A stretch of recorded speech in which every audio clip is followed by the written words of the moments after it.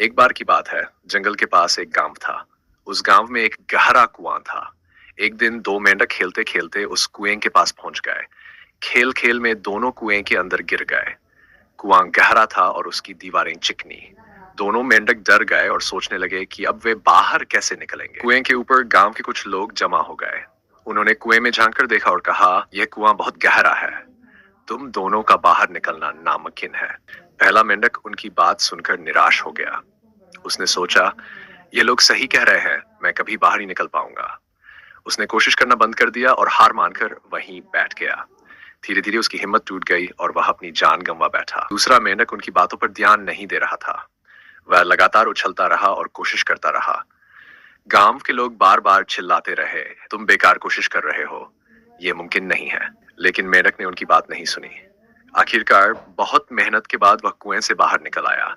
लोग हैरान थे और उससे पूछने लगे, तुमने हमारी बात पर ध्यान क्यों नहीं दिया? तभी मेंढक ने इशारा किया कि वह सुन नहीं सकता। असल में वह बहरा था।